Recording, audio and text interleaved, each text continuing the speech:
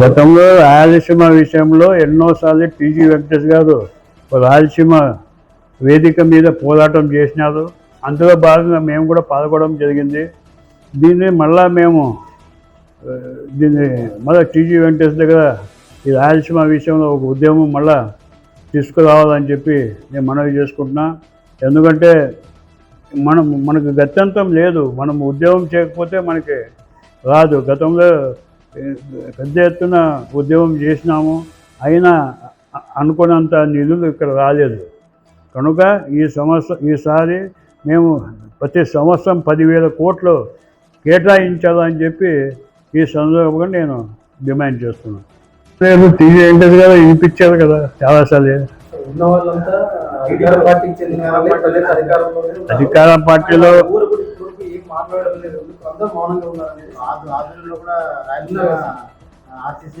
మేము కూడా ఎన్డీఏ గ్రూప్కి సంబంధించిన నాయకులే. మేము బీజేపీ పార్టీకి రాజీనామా చేసినా నరేంద్ర మోడీ నాయకత్వంలో మేము పనిచేస్తున్నాం. మేము కూడా ఎన్డీఏ భాగంలో ఒక భాగమే అయినా మేము పార్టీలో లోకల్గా రాజీనామా చేసినాం తప్ప రాష్ట్రంలో ఎక్కడ మేము దీని గురించి లేదు. బీజేపీ యాక్టివిటీ చేస్తున్నాం.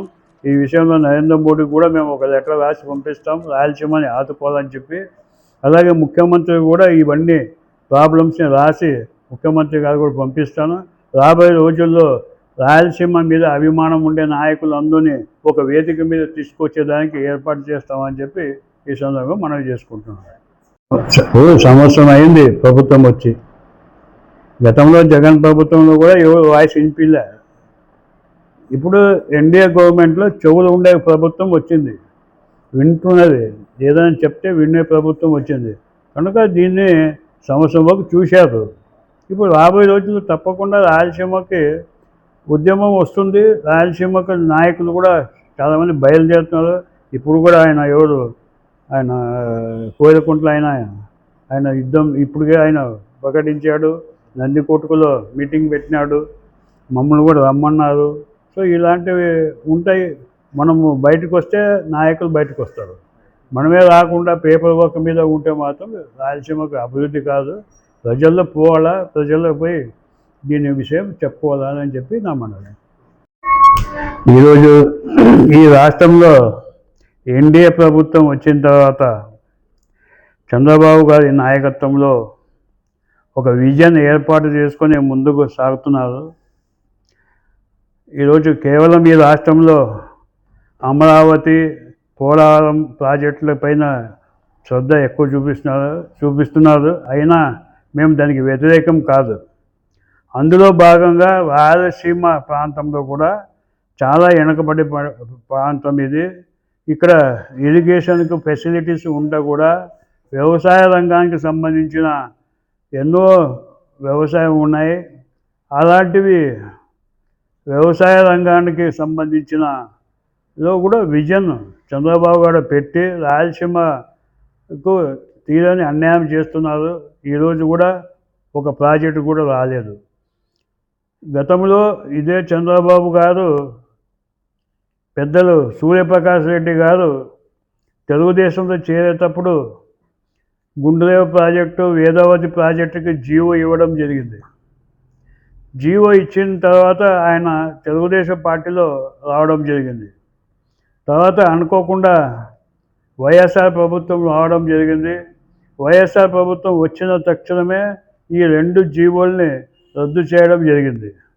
ఇప్పుడు మళ్ళీ ఎన్డీఏ ప్రభుత్వం వచ్చింది కనుక చంద్రబాబు గారు మీరు గతంలో ఇచ్చిన జీవోని మళ్ళా ఆలోచన చేసి ఈ గుండ్రేవ ప్రాజెక్టు, వేదావతి ప్రాజెక్ట్ని టేకప్ చేయాలని చెప్పి మీకు మనవి చేసుకుంటున్నాను. ముఖ్యంగా ఈ పశ్చిమ ప్రాంతం, రాయలసీమలో ఈ పశ్చిమ ప్రాంతం ఏదైతే కర్నూలు ఉందో మనకు పారే నీళ్ళు ఎల్ఎల్సి. ఈరోజు జలమే జీవంగా బతుకుతున్న ఈ ప్రాంతం. మళ్ళీ అలాంటప్పుడు ఈ ఎల్ఎల్సి దాదాపు 1,08,000 ఎకరాలకు నీళ్ళు ఇవ్వాలి. 2006లో కూడా దీని మీద మేము పోరాటం చేసినాం. అప్పట్లో రాజశేఖర రెడ్డి గారు దీని మీద నివేదిక అడగడం జరిగింది. అయితే ఇప్పుడు 2025లో గడిచిన 19 సంవత్సరాలు మాత్రం ఎక్కడ కూడా ఎల్ఎల్సి విషయం కానీ దానికి డెవలప్మెంట్ విషయం కానీ ఎలాంటిది కూడా ఒక స్టేట్మెంట్ రాలేదు. ఈరోజు చాలా రోజుల నుంచి ఈ ప్రాంతంలో ఈ ఎల్ఎల్సి నుంచి సాగుకు అవకాశం ఉండే ప్రాంతం ఇది. మనకు రావాల్సిన 24 టీఎంసీ నీళ్లు ఉంటే ఈరోజు కేవలం మనం 10-12 టీఎంసీలో నీళ్లు తీసుకొని సరి చేసుకుంటున్నాం.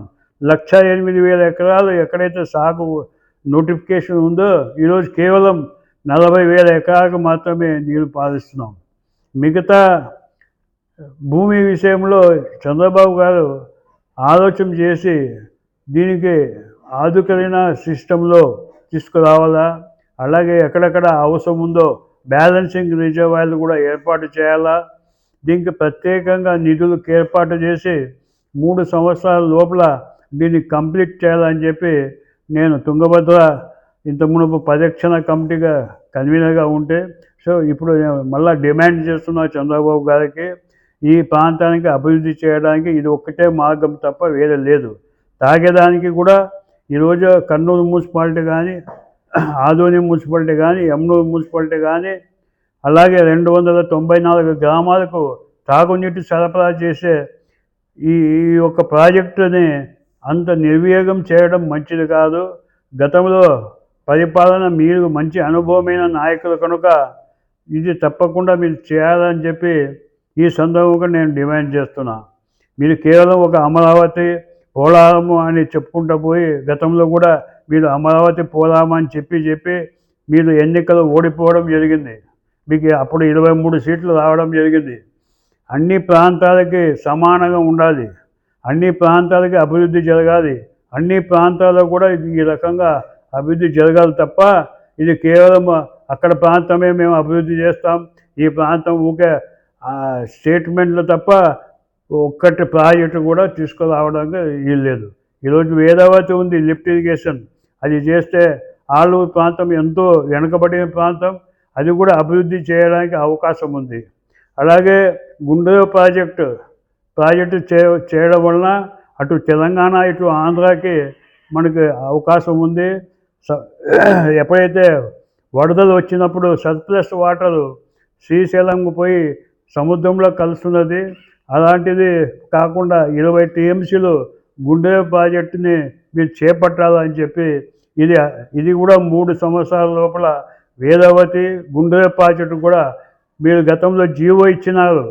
ఈ జీవోని మళ్ళా జీవో ఇస్తే 3 సంవత్సరాల యుద్ధ ప్రాతిపదిక మీద దీనిని అభివృద్ధి చేయాలని చెప్పి నేను ఈ సందర్భంగా చంద్రబాబు గారికి మనవి చేసుకున్నా. ఇప్పుడు మన ఎన్డీఏ ప్రభుత్వం ఉంది, అవసరమైతే కేంద్ర ప్రభుత్వ నిధులతో ఈ కార్యక్రమం చేపట్టినది.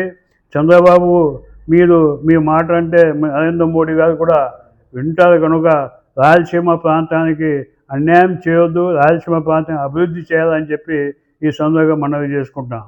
అలాగే ఈ రాయలసీమ ప్రాంతంలో కూడా చాలా వనరులు ఉన్నాయి, అన్నీ మీరు సమగ్ర రిపోర్ట్ తీసుకొని దీన్ని అభివృద్ధి చేయాలని చెప్పి మరొకసారి డిమాండ్ చేస్తూ ఈ సందర్భంగా రాయలసీమ ప్రజలకు అన్యాయం కాకుండా మేలుకోవాలని చెప్పి, రాయలసీమ ప్రజలకు న్యాయం చేయాలని చెప్పి ఇక్కడ ఉండే ఎమ్మెల్యేలు ఎంపీలు కూడా మీరు పోయి అక్కడ చంద్రబాబు గారికి దృష్టికి తీసుకుపోవాలి.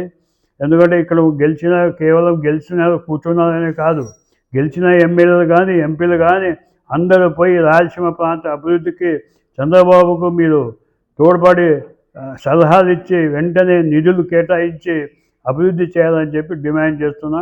నా పేరు ప్రకాష్ జైన్, మాజీ ఎమ్మెల్యే ఆదోని.